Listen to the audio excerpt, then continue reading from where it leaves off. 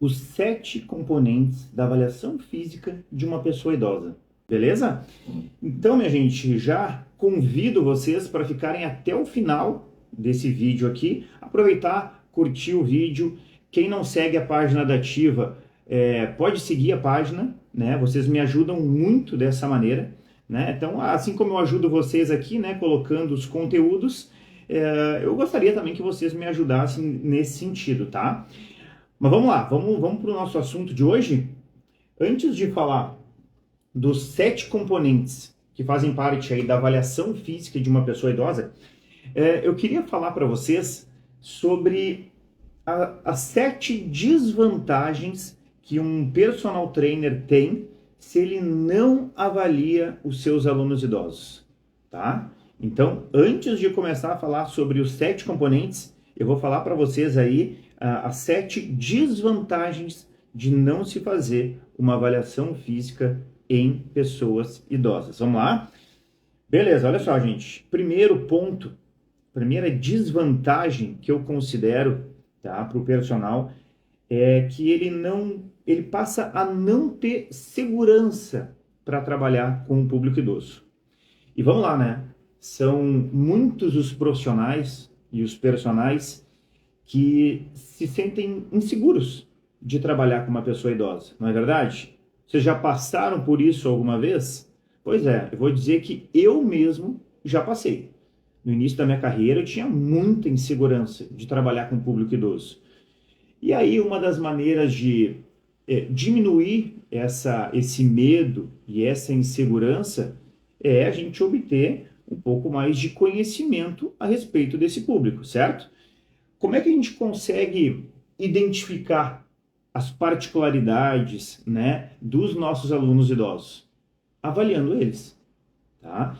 Então, uma das desvantagens de não fazer avaliação física no idoso, né, exatamente, não fazer é não ter segurança aí depois para trabalhar com esse aluno, tá?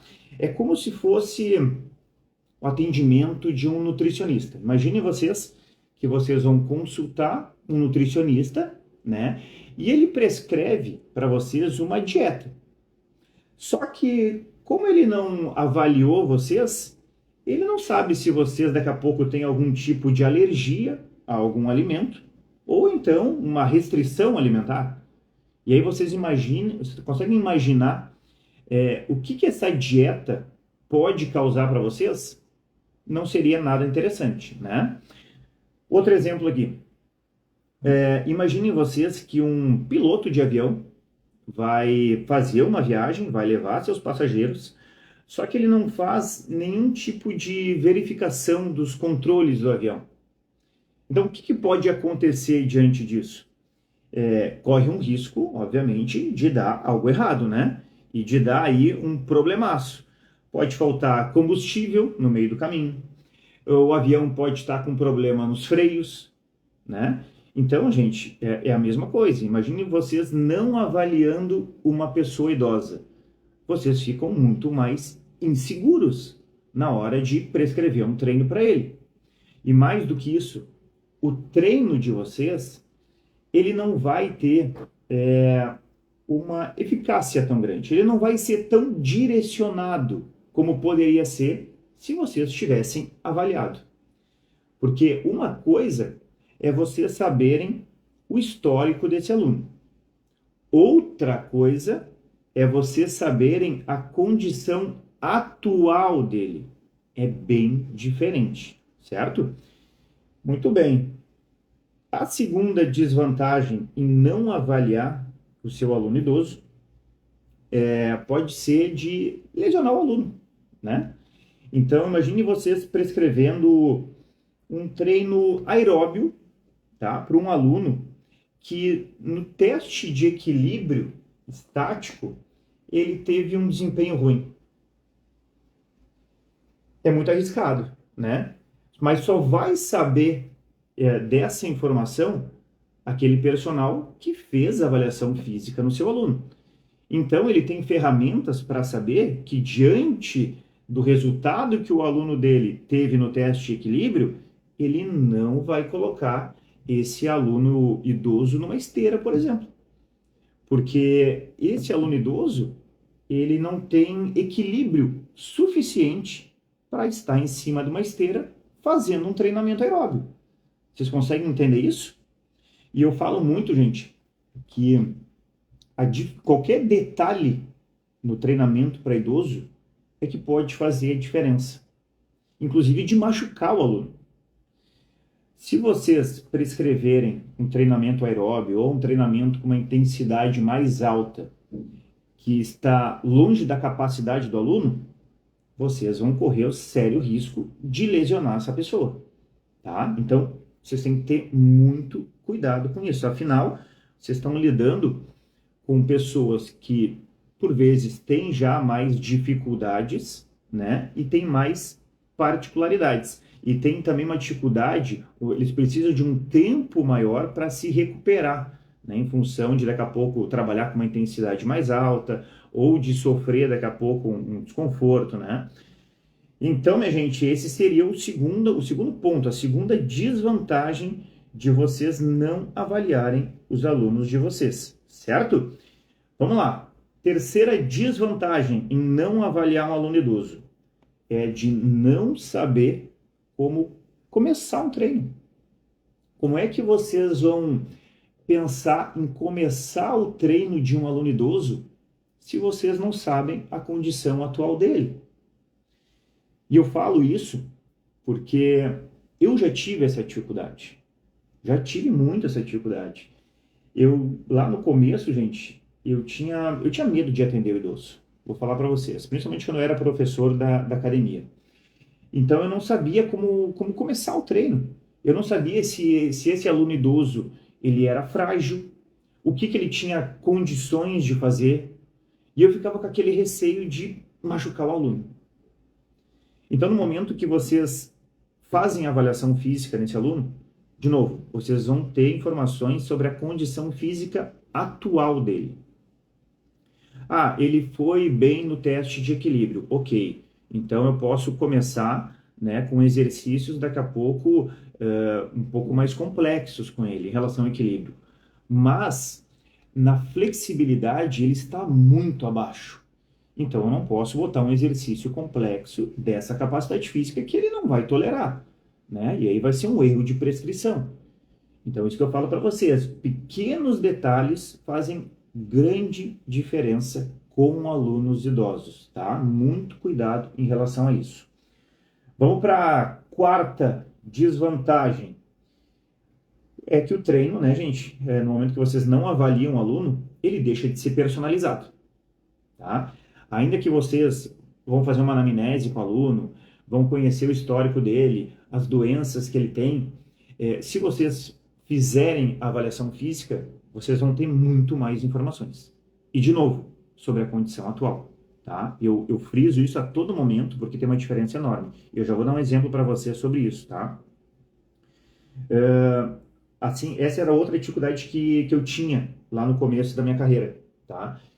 Para mim, o treino da pessoa idosa eram todos iguais. Eram todos iguais. Para mim, chegava um idoso, eu tinha já um padrão, né? Fazia um aquecimento na esteira com ele, fazia alguns exercícios de força e alongamento no final. E era isso que eu fazia. Claro, depois de um tempo que eu comecei a me qualificar mais, eu comecei a estudar, eu passei a entender que não era bem assim, tá? A gente tem diversas capacidades físicas para se trabalhar com uma pessoa idosa, que são importantíssimas para ele, né? E para começar a deixar o treino dele mais personalizado, eu tenho que saber aonde que ele tem mais dificuldade, aonde estão as maiores necessidades desse aluno. Desse jeito, a prescrição do meu treino vai ficar muito mais assertiva. Eu vou acertar no ponto que eu preciso para melhorar, para fazer com que esse aluno evolua nos treinos que eu estou passando para ele. Tá? Então tem essa diferença também. Agora me lembrei agora do exemplo que eu queria passar para vocês, tá? Por algum tempo, eu dei aula para um aluno idoso que ele foi tenista. Ele foi tenista durante a vida adulta, né? Chegou a jogar alguns torneios oficiais. E aí esse aluno chegou para mim com uma idade próxima dos 70 anos. Ok, eu fui avaliar esse aluno. Antes de fazer a avaliação, eu faço uma pré-avaliação, perguntando quais são os objetivos desse aluno, perguntando se ele já treinou alguma vez na vida. Então eu procuro me informar mais sobre o histórico dele, né? E aí que eu descobri que ele tinha sido tenista. Aí eu já pensei, poxa, se esse aluno aí é tenista, então ele já pertence à elite física de idosos. Mal eu podia imaginar que quando eu fizesse a avaliação depois, isso não ia se comprovar. Porque quando eu avaliei ele, eu percebi que ele tinha muitas dificuldades. Porque depois que ele se aposentou, ele ficou diabético e ele tinha um problema no quadril.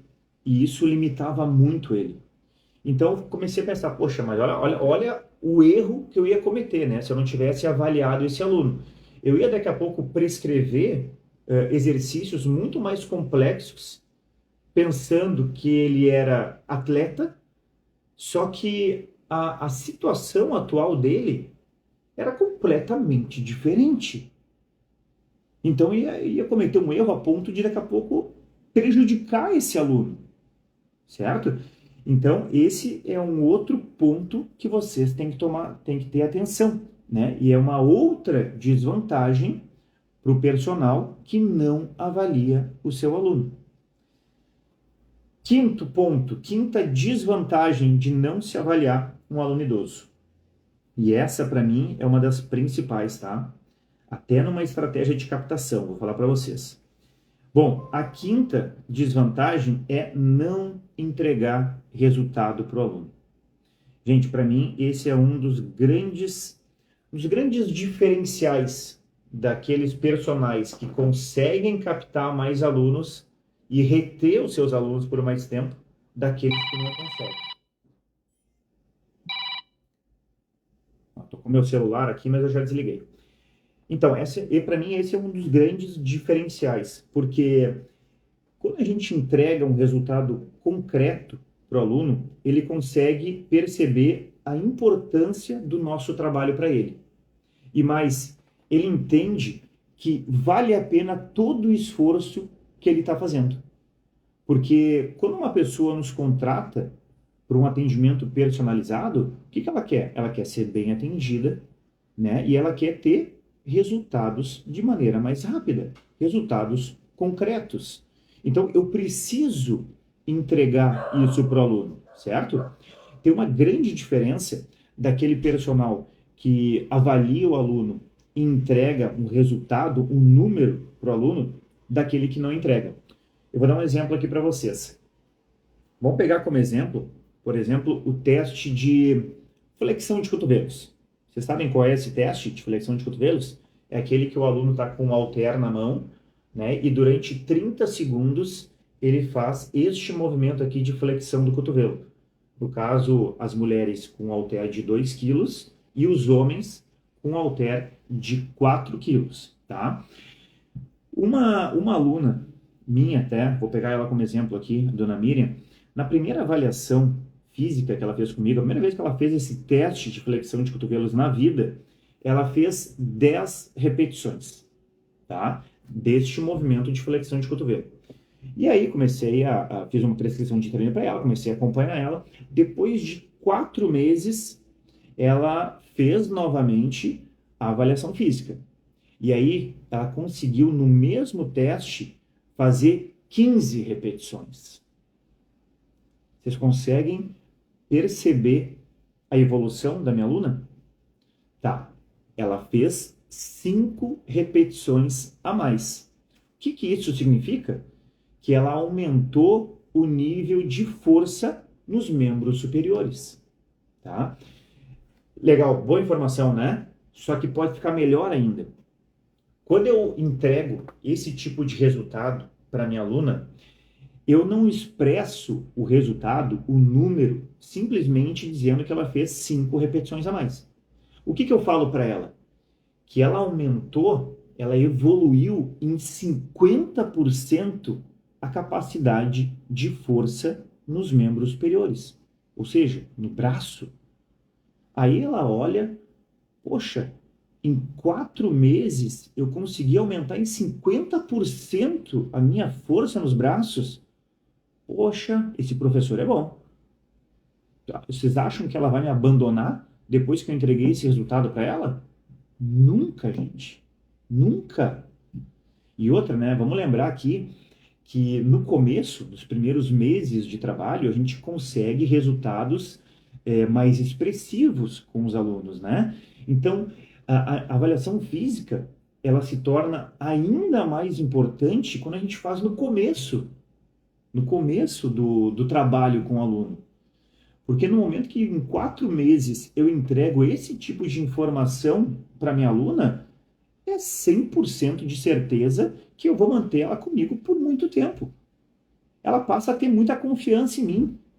Ela passa a ter segurança naquilo que eu estou propondo para ela. Vocês entendem isso?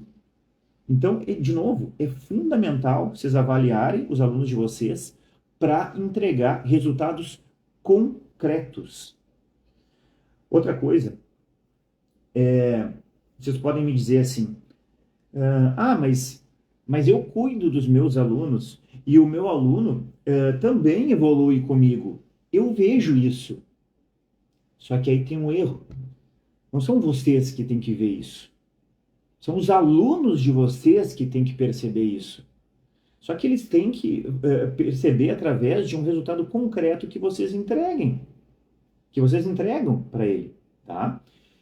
Eu poderia simplesmente começar o treinamento com a minha aluna sem avaliar ela, então começar sem nenhuma referência e dizer para ela, dona Miriam, eu acho que a senhora conseguiu evoluir, sim, porque eu estou vendo que a senhora está conseguindo botar mais carga nos exercícios.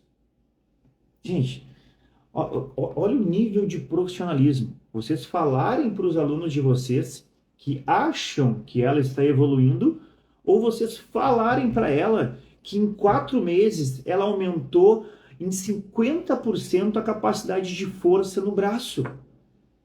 Tem uma diferença aí, uma distância gigante. E é isso que faz a diferença de um profissional que está remando, que não consegue alavancar no mercado, daquele profissional que já está faturando mais de 5 mil por mês, mais de 10 mil por mês. Então é isso que eu venho aqui na página propor para vocês também. Certo? E aí eu falei em ser profissional, né? Essa é a sexta desvantagem de um personal trainer, de um professor que não avalia o seu aluno idoso, que é não entregar um trabalho profissional. Tem várias coisas que tornam aí o nosso trabalho mais profissional. A entrega de resultado talvez seja a principal. Tem outras coisas, né? O relatório que a gente passa para eles, a forma como a gente conduz as aulas, né? Tem várias situações. Mas, de novo, é a grande diferença que faz aqui um profissional ganhar bem ou aquele que não vai ganhar bem. É ser profissional. Tem outra coisa que eu entrego para os meus alunos e que eu acho que deixa o meu trabalho muito mais profissional que de outros profissionais, que é um informativo com as regras do meu trabalho. Eu entrego para todos os meus alunos. E nesse informativo eu coloco várias informações, como por exemplo, como são cobradas as aulas. Quanto que custa, qual é o valor da mensalidade, que dia que ele deve pagar, se ele se atrasar na mensalidade, o que acontece, quando que tem reajuste, né, no ano, se o aluno falta aula, ali no informativo explica para ele se ele pode recuperar ou não, até quanto tempo antes ele pode cancelar uma aula. Aí se ele entra em férias, o que acontece? Será que eu vou guardar o horário para ele? Então, tudo tudo que é tipo de informação que ele precisa saber a respeito do meu trabalho está dentro desse informativo. Muito mais profissional do que simplesmente falar para o aluno, do que ficar no boca a boca. Muito mais profissional, tá? Assim como é, né, mais profissional avaliar o aluno e entregar resultado para ele. E o sétimo ponto que eu queria trazer para vocês aqui, a sétima desvantagem, é o personal não ter um diferencial. No momento em que ele não avalia o seu aluno, ele não tem um diferencial. E, gente, infelizmente, eu digo que hoje em dia, o personal que faz uma avaliação física é um personal diferenciado. Infelizmente. Por que será que as pessoas valorizam tanto o médico? Porque o médico avalia o seu paciente e, a partir do que ele viu na avaliação que ele fez, ele vai prescrever um tratamento, seja medicamentoso ou não, tá? Extremamente profissional, né? Depois, o que acontece? Ele reavalia e ele vai ver se o tratamento que ele passou foi eficaz ou não para esse paciente. Se fez o paciente dele melhorar e evoluir. Não é a mesma coisa com a gente? Não é a mesma coisa. O aluno não vai valorizar a gente assim como ele valoriza o médico se a gente avaliar e entregar resultado. Se vocês não acham isso, tentem fazer então. Se você não avalia o seu aluno, passa a avaliar ele. Passa a avaliar ele. Você vai perceber uma enorme diferença no tratamento, na valorização do seu trabalho e também na segurança que você vai ter ao atender um aluno idoso. Tá? Mas muito bem, agora que eu sei que vocês entenderam que é fundamental avaliar um aluno idoso, a pergunta que eu faço é a seguinte: como avaliar esse aluno idoso? Ah, Guilherme, mas é muito complicado. O idoso não gosta de ser avaliado. É muito ruim porque ele vem cheio de roupa, ele não gosta de mostrar. Eu não tenho aparelhos para poder avaliar esse idoso. Esqueçam tudo isso, gente. Esqueçam tudo isso. A avaliação do aluno idoso é completamente diferente da avaliação física de uma pessoa idosa. Então, a partir de agora, eu vou mostrar para vocês os 7 componentes da avaliação física de um idoso, certo? Vamos lá. Então, o primeiro passo é a gente avaliar o nível de capacidade funcional desse aluno. Ah, Guilherme, mas o que é isso? Gente, o nível de capacidade funcional, ele me informa em que nível que esse aluno idoso se encontra. E, gente, segundo o questionário de Rick Jones, que faz parte deste teste que eu estou falando aqui para vocês, os alunos idosos, eles podem estar em 5 níveis, tá?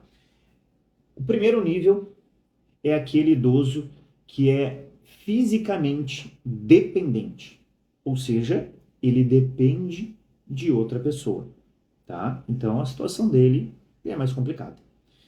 Segundo nível é do idoso fragilizado, tá? Também tem uma certa dificuldade, mas ele já consegue fazer mais coisas. O terceiro é aquele idoso que é fisicamente independente, ou seja, ele consegue realizar a maioria das tarefas diárias dele, tá? O quarto nível de idoso é aquele fisicamente ativo. E esse idoso aqui, ele já consegue fazer atividades de vida diária, atividades instrumentais, ele se exercita, então ele está, obviamente, num nível bem mais avançado. E o último nível, o quinto nível, são os idosos da elite física, tá? E aí, pessoas que treinam normalmente, que já foram atletas, que têm todo um histórico de exercício físico.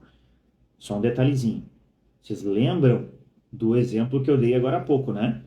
Do aluno tenista que eu tive. Eu achava que ele estava na elite física. Mas depois que eu avaliei esse aluno, eu percebi que ele não estava nesse nível. Talvez um dia na vida dele, né? Provavelmente ele já esteve num nível muito mais avançado. No momento que eu avaliei, ele não estava, tá? Então, gente, esse é o primeiro componente da avaliação física de uma pessoa idosa. É vocês identificarem o nível de capacidade funcional do aluno idoso. Ai, que tipo de informação que isso aqui vai me dar, Guilherme? Seguinte, para cada nível de idoso, existe uma recomendação de quais capacidades físicas ele deve trabalhar. Olha que legal isso, que interessante. Então, você professor, você personal que não sabe como começar o treino de um aluno idoso, que tem dificuldade, que se sente inseguro no momento que você faz esse teste para identificar o nível de capacidade funcional do aluno idoso, já tem uma luz no fim do túnel. Vocês já começam a pensar, poxa, mas se o meu aluno idoso está nesse nível de capacidade funcional, agora eu sei que ele deve trabalhar flexibilidade, equilíbrio, força e agilidade. Olha que interessante.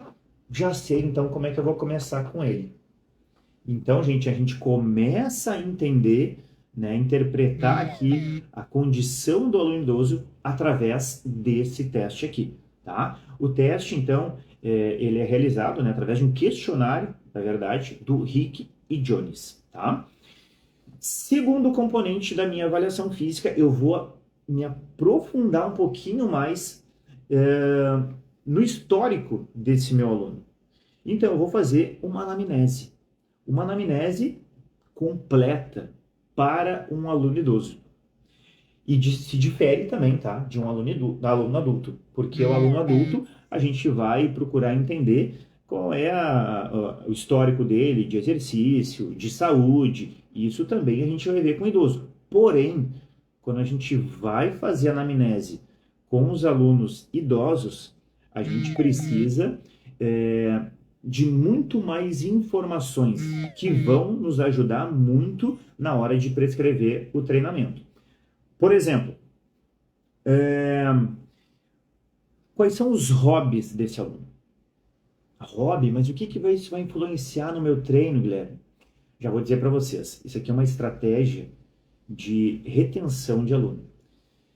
Esse aluno tenista, tá? Vou usar ele como exemplo de novo. Se eu não soubesse que ele tinha sido tenista, eu teria feito um treino mais convencional com ele. A partir do momento que eu fiquei sabendo que o hobby dele era jogar tênis, que ele foi tenista, eu passei a prescrever exercícios que envolviam a prática do tênis. Então, os meus treinos passaram a se tornar muito mais atrativos para esse aluno. Porque vocês sabem, né, que uma das objeções, né, dos alunos é de achar que a musculação, o treinamento em si, é monótono, é chato de fazer. Agora, quando eu botei esses elementos do tênis no treino desse aluno, ele ficou muito mais motivado. E esse aqui é só um exemplo, tá, gente? O hobby. O hobby, então, é interessante de vocês saberem o que os alunos de vocês gostam, até para daqui a pouco facilitar a conversa entre vocês, tornar a aula muito mais agradável, a relação de vocês mais legal, tá? Outra coisa, vocês têm que saber qual é o plano de saúde que esse aluno tem, se é que ele tem. Vocês precisam saber um contato de um familiar, caso aconteça alguma coisa dentro da academia, onde vocês vão atender esse aluno. Vocês precisam de informações sobre os medicamentos que esse aluno toma, inclusive com dosagem e horário.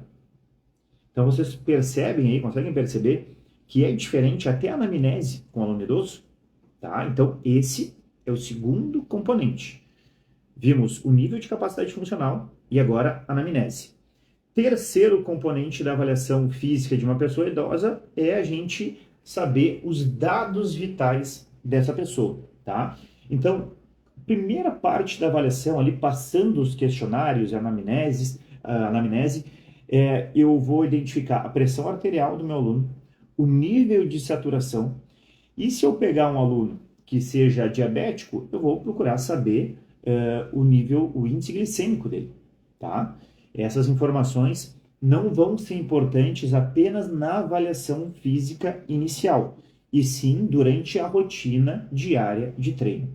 Isso também eu sempre vou procurar levantar essas informações aqui no início de cada treino, tá? Porque isso aqui pode interferir no meu treino, inclusive. Quarto componente da avaliação física de um aluno idoso é a antropometria. E aqui começam as medidas, né? Então, o que eu vou avaliar nesse aluno? O que eu vou medir nele? O que eu posso medir nesse aluno?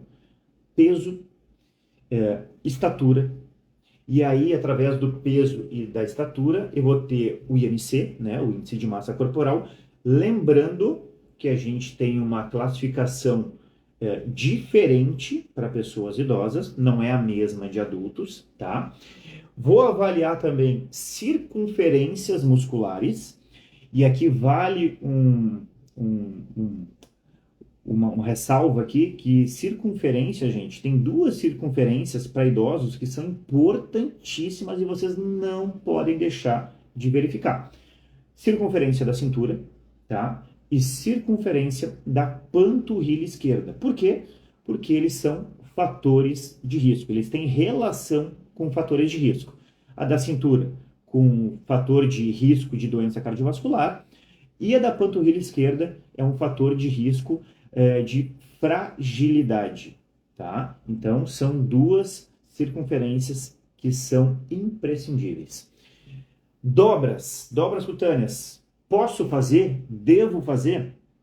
Pode fazer. Vou dizer para vocês que em alguns alunos eu faço e com outros não.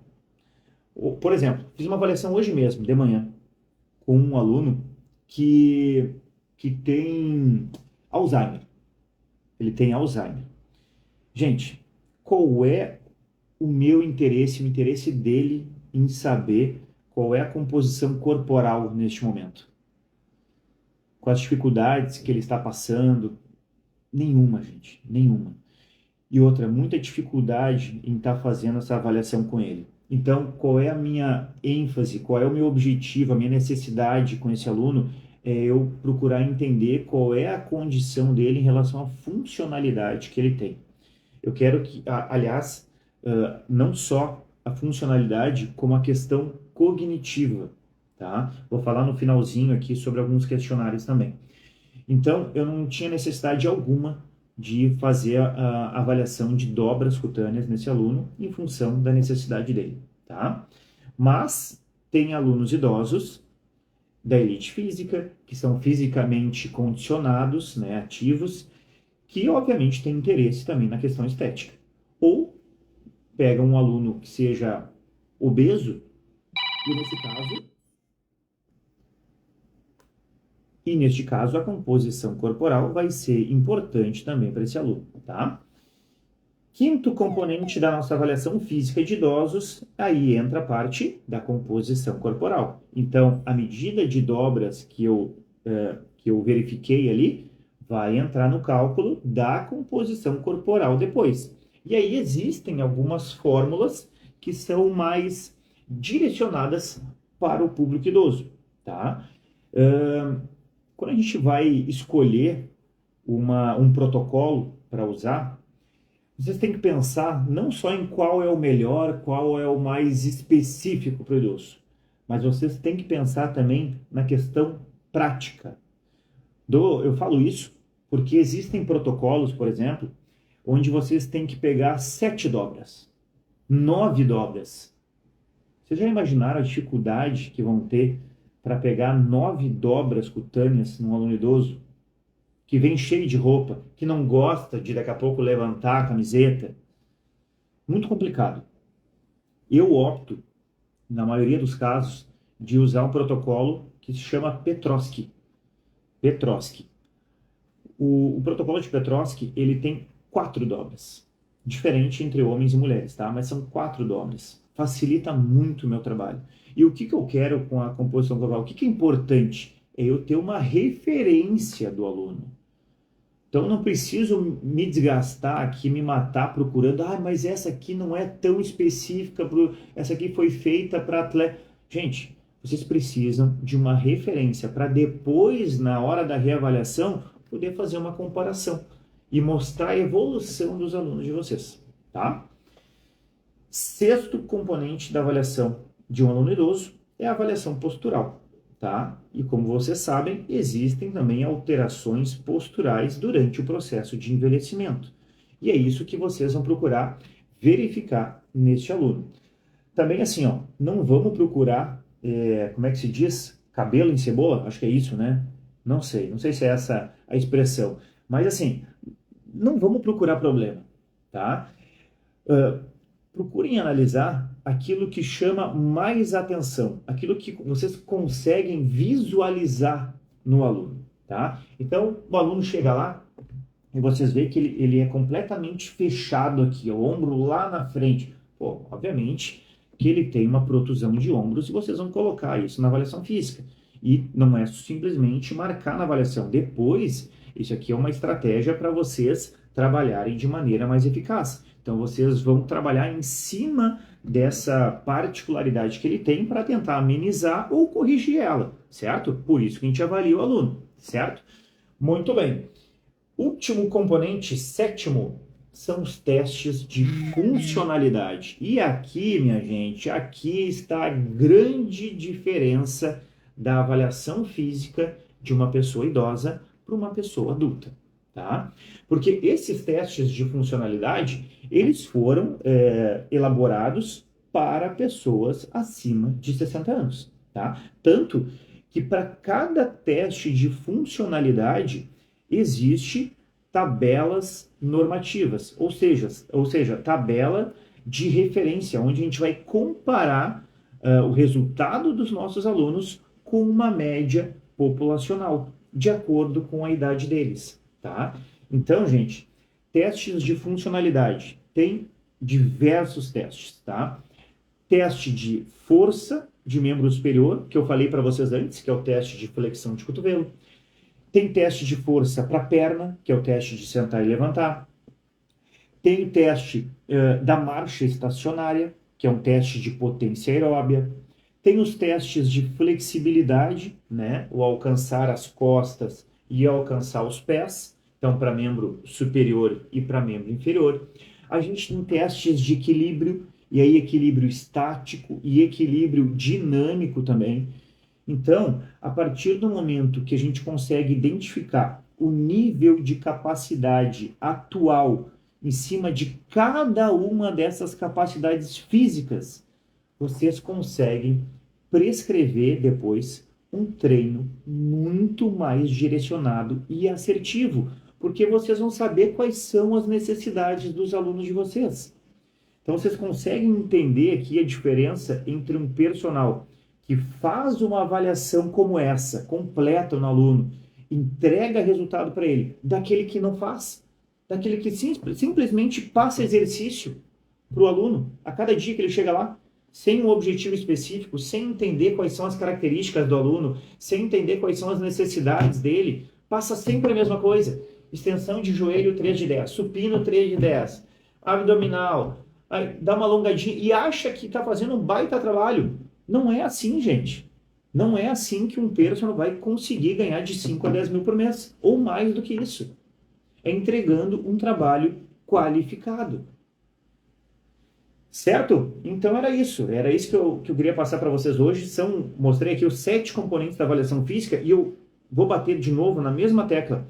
Eu estou falando para vocês aqui de um conteúdo que faz uma enorme diferença para o personal trainer que quer ganhar bem, que quer ganhar mais, tá? Só que só isso não basta. Não basta ter só esse conhecimento técnico aqui. É muito mais do que isso. As pessoas que estão em volta de vocês, elas têm que saber e elas precisam enxergar que vocês têm esse conhecimento, que vocês entregam resultado.